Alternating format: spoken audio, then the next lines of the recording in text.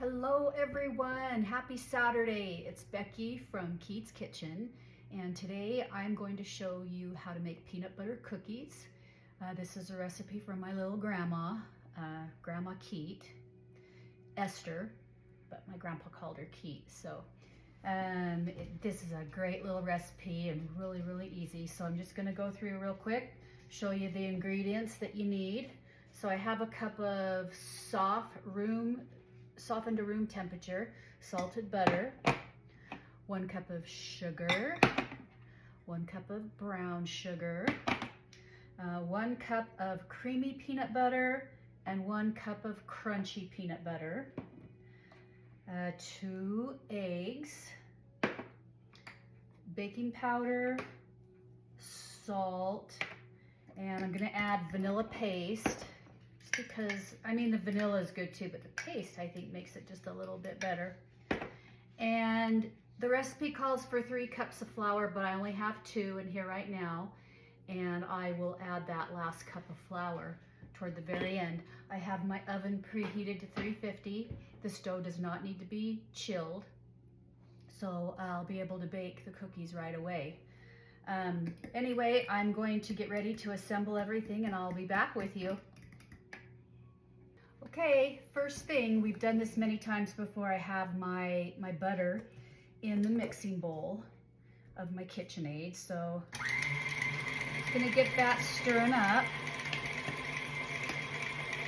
And just like in the times past, I'm going to start mixing in the sugars, alternating the ingredients. And there's an egg.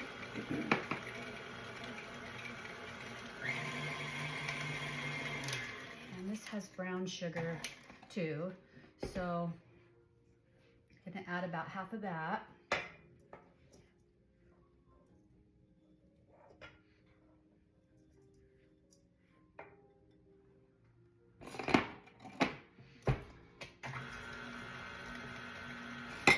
I'm gonna get these all creamed together real quick. The butter, the brown sugar, the white sugar, and the eggs. Okay, I'm back. I'm still creaming together the butter and the sugars and the eggs. I did start out with my whisking paddle attachment. I just like to do that when I'm getting things creamed together to make sure that it gets mixed together really well. And then I'll be switching to this mixing attachment. The cream mixture is all blended and ready. So now I'm going to add 3 teaspoons of vanilla paste. 3, because more vanilla makes it taste what? Better. Yum. It's truth. Very true. Add more of that vanilla, baby. Okay. I'm gonna give that a good whipping.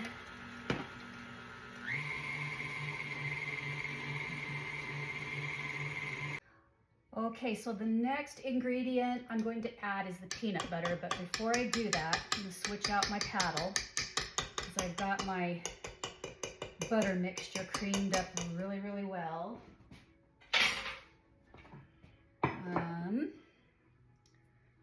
So I have 1 cup of creamy peanut butter. I'm adding here.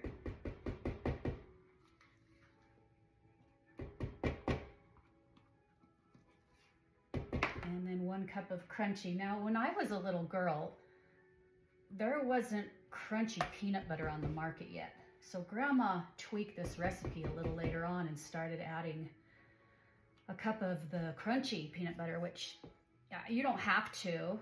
You can just do creamy, or you can just do crunchy, whatever you'd like. But I thought it made it really good. I love the crunchy peanut butter in there. So, okay. Got my mixing paddle. And cream that together real well. Okay, we've got all of that creamed together with the peanut butter, and we have the dry ingredients left. So once again, I only have 2 of the 3 cups of flour in here, and I am going to add 2 teaspoons of baking powder. But you know how in the past I've mostly done the teaspoons of baking powder heaping?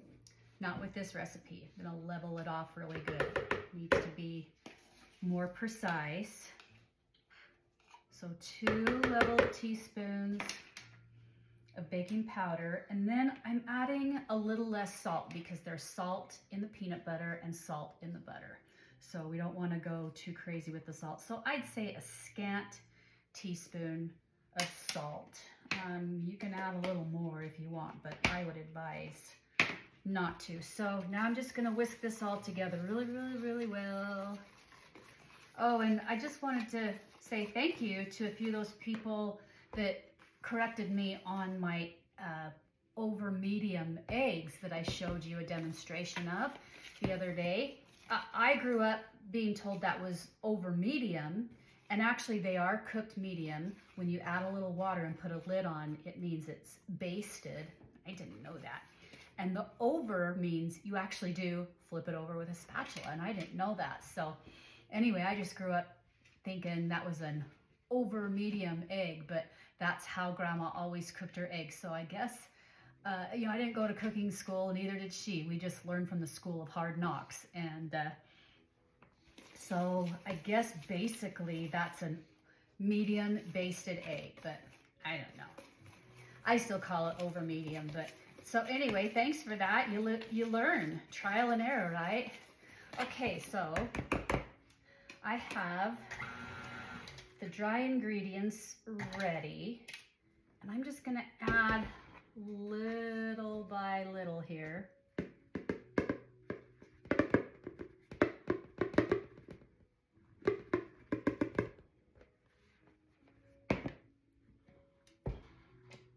Peanut butter cookies are so good. Oops, you know what?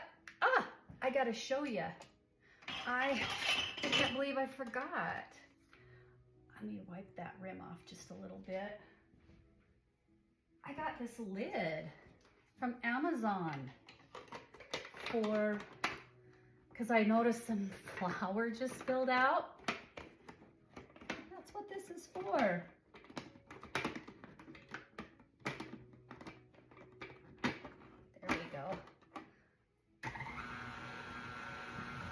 I was so excited to use it, and then I forgot about it. Look at that. Yeah, on Amazon. I can't remember how much it was, but it wasn't much. And I've been wanting to get some more attachments for my KitchenAid. This is a pretty old KitchenAid. My mom got this for me as a gift, like, oh gosh, probably almost 20 years ago. But, oops. La la.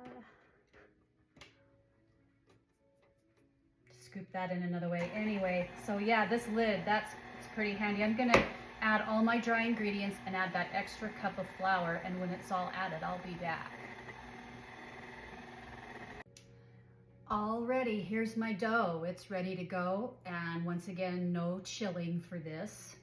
It's not necessary. I mean, I guess you could if you wanted to set it aside and do it later, but you can start baking immediately. So I have my 2-ounce cookie dough scooper here, and I'm gonna roll out probably about 12 dough balls, get that all filled up, come back with the next step.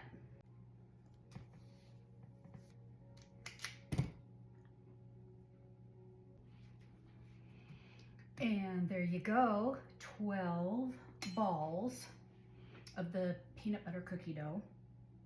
So the last step here, or one of the last steps before baking, we're going to do a crisscross press with a fork. And the reason why, and I remember when I was a kid, I thought Grandma was doing it just to make them look kind of pretty or neat. And I asked her, why? Why do you do that? And the reason is because when you add peanut butter to cookie dough, It's so binding that when they bake, they don't really spread out. So this is to help them bake more evenly and flatten them out a bit. So yeah, interesting bit of information, huh? Okay, I'm going to do the rest of these cookies. And oh, I had a taste of the dough. It's so good. And my oven is preheated to 350. And I'm going to bake them for 10 minutes. So I'll be back with the finished results. And they are done. These baked for 10 minutes at 350. So I'm gonna let them sit on the pan for about 5 minutes to let them rest, and they will continue to bake. And then I'll take them off and put them on a plate with some parchment paper, and we'll be all done. Ta-da! Peanut butter cookies. They are ready to eat. This is an easy recipe, and usually most of the time we have these ingredients in our house. The peanut butter, eggs, brown sugar, white sugar, butter. So if you're looking for a last minute snack that's quick and easy to throw together and you feel like you have everything, which you probably do, peanut butter cookies are your cookies to make, and kids love them. This is kind of a big recipe, so I'll definitely be sharing these cookies with a bunch of the kids in the neighborhood and a couple of my friends. I'm going over to see my mom in a bit too, so I'll take some to her. Anyway, enjoy your day and your weekend. Have a lovely rest of your day, and I love you all, and I'll see you again soon.